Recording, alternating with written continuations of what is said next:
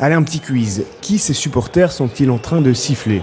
Bon, en vrai, c'est assez clair. Ceux qui sont visés, c'est les joueurs qui rompent le jeûne du Ramadan en plein match. Et le pire, c'est que ça s'est produit dans plusieurs stades ce week-end, en Belgique et en France. En France, la polémique a enflé et plusieurs politiques ont réagi. Attention, pas pour défendre les joueurs, mais pour critiquer, fustiger même l'arrêt du match.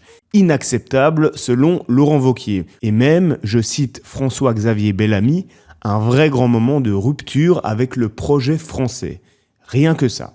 En réalité, la Fédération française de football est la seule en Europe à interdire cette pause au nom de la laïcité. En Belgique, c'est officiellement autorisé, comme en Première Ligue, en Angleterre, comme aux Pays-Bas aussi.